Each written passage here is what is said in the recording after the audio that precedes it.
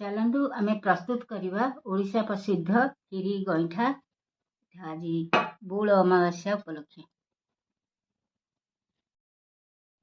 गईठा गुड़ी मु सुजी 750 ग्राम नहीं 1 लिटर क्षीर नहीं 4टा तेजपत्र नहीं नड़िया गोटे नहीं जागरी पाउडर 200 ग्राम नहीं काजू नहीं कि लुण स्वाद अनुसार पकेवा नहीं जाइए गुजराती दरदर छेचा कर 6-7टा खंडे नहीं ताको आम प्रस्तुत कर जेहेतु स्पेशल आम गईठा गुड़ी आज अमावास्या बौल लगे अमावास्या आम प्रस्तुत करवा गईठा गुड़ी खीरी चाउल भी करहब आ सुजी मैदा मिक्स करें गईठा गुड़ी कर पानी बसई दी पानी गरम हो गला अल्प क्षीर लुण अल्प चीनी देकी आम खली प्रस्तुत करवा सुजी पकई जंतुणी करवा पानी होगला खली टाण टाण होगला आम ओल्लईदे जंतुणी रेडी होगला चकड़ी ना चकड़ी टे नरम हम मोटा मोटा थी प्लेन हो गरम अच्छे चकड़ी होनी चकड़ी देलापर आस्ते आस्ते अल्प अल्प टे चकड़ी दे कले भी हम एमती से पानी बसी तो गरम हो गला गड़ीदेवा महाप्रभुंर सब नीतिकांति अच्छी गईठा गुड़ी सब प्रभु पाखे भी प्रसाद लगिपर आम परंपरा हिसाब से बौल आरंभ आज बौल धर गछ मान से जो बौल को आम सम्मान देवाई आम से बौल को आनिक गाँ गंडारे आम तो एमती बाहर टाउन रही किंतु जो बाहर गाँ गंडार जो अच्छा से कौन बौल को आनिक परंपरा झोटी चिता पकई से बौल को ये बौल गईठा कर पूजा करती बौल जदि गछ बाहर पाखे रही बाड़ी से नहीं बौल गछ आंब गछ पाखे नहीं पूजा करती एबे सब गछरे जे बौल धर से बौल गंठा को केते देखु आम ओडियार केते परंपरा केते सम्मान जे से बौल को पूजा करा जाउछि ताठू बड़ जिनस कौन अच्छी गोटे फूल हेल्ले भी आम सम्मान सहित आम पूजा कर नीतिकांति आउ बौल पर पूजा करा आमर देवता भल मंद पितृपुरुष आईशान्य गाँव सब समस्त पाखे भोग लगे आज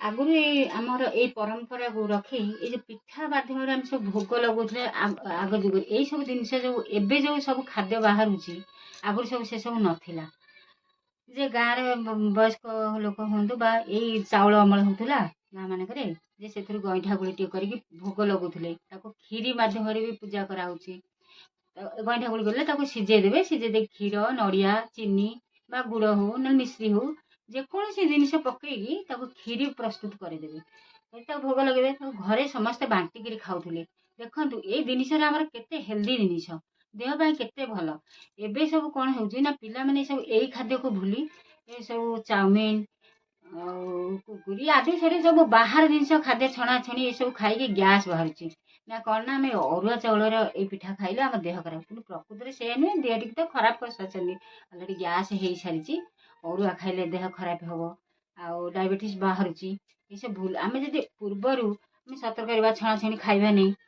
आउ भी सब मैगी चाउमिन पिला मानकू दौरान भी बड़ मैंने भी खाई दौरान छणाछणी बाहर बुलूँ जहाँ पाइले ता खाइले पार्टी तो संभाली हूँ ना से यही सब खाद्य को खाइबा द्वारा आगुरी कौन एत रोग बैराग थिला कि ये सब परंपरा जिनिस जदि एबे भी बजेले कि सब आरंभ करिए पिला मानकू आमे शिखेबा देख केते निरोग रहिबा तो सार खत सब जिनस दि जाऊँगी तो देह खराब हो समस्ते कहते आजिकल खाद्य सब मिसुची घरे घरे निजे निजे आम सतर्क रही समस्ते कहवा अनुसार आम जेकोसी जिन क्षीर टी हो पनीपरिया टी हो घरे लगाऊँ तो आम सार टे दबा ना क्षीर टे करवा किसी मिसेबा ना जो मैंने खाद्य नौ बाहर आम बर अधिका पैसा टे नवा कि क्षीर आम खाद्य मिसा जो पाउडर मिसाऊँ मिसेबा नहीं समस्त आम सुस्थ भाव भल जिनस टे दबा भल रहा जड़े जड़े सतर्क रहा ताहले आम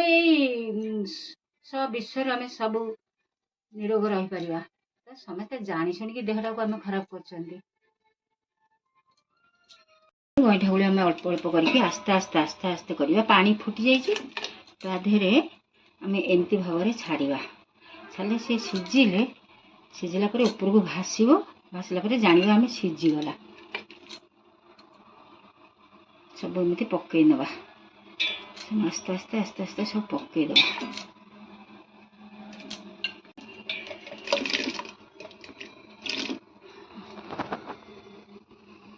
କାହିଁକିନା ଜଏଣ୍ଟ ହେଇଯିବ ତ, ଏମିତି ଘାଣ୍ଟି ଦେଲେ ସେ ଗୋଟି ହେଇଯିବ। ଏମିତି ଘାଣ୍ଟି ଦେଲେ ଗୋଟି ହେଇଯିବ, ନ ଲାଗି ଯାଇଥିବ, ସେମିତି ଜଏଣ୍ଟ ହେଇଯିବ। ସେଥିପାଇଁ ଆମେ ଟିକେ ପକେଇ ସାରିଲା ପରେ ଏମିତି ଆମେ ଗୋଳେଇ ନେବା। ପକେଇ ସାରିଲା ଏମିତି ଗୋଳେଇ ଦେବା। ଜାଣି ଦେଖନ୍ତୁ କେମିତି ଭାସି ଉଠିଲା। ଏମିତି ଭାସିଲେ ଜାଣିବା ସିଝିଗଲାଣି। କ୍ଷୀରଟା ପକେଇଦେବା।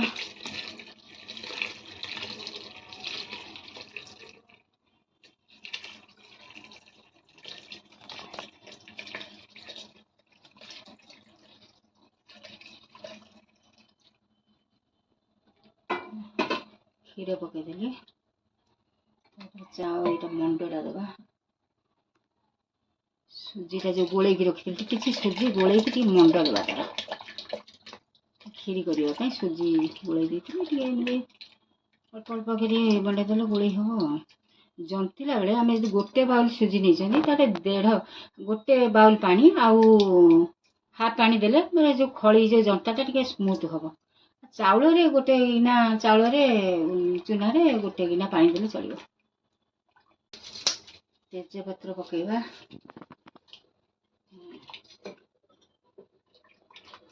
ନଡ଼ିଆ ପକେଇଦେବା।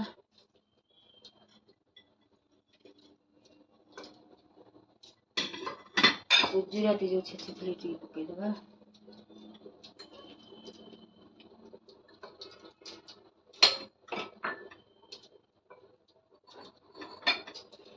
କାଜୁ ପକେଇନେବା।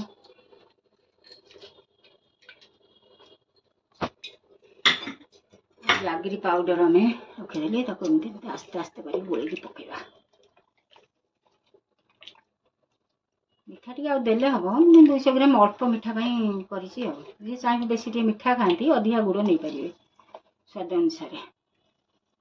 ଯେହେତୁ ମିଠା କମ ଦେଇଛି, 200 ଗ୍ରାମ ଭଳିଆ ଦେଇଛି।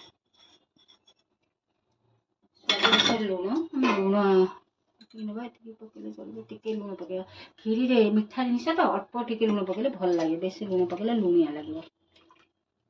ଆମେ ଟିକେ ଗୋଳେଇବା। ଇଏ ଟିକେ ହେଇଗଲେ ବହଳିଆ ହେଇ ଆସିଲେ ଆମେ ଜାଣିବା ଯେ ହେଇଗଲାଣି। ଦେଖନ୍ତୁ ଏମିତି ହେଇଗଲା, ବହଳିଆ ହେଇଗଲା। ହେଇଗଲା ପରେ ଆମେ ଓହ୍ଲେଇ ନେବା। ଟିକେ ଥଣ୍ଡା ହେଲେ ଠାକୁରଙ୍କ ପାଖରେ ଭୋଗ ଲଗେଇବା ଆଉ।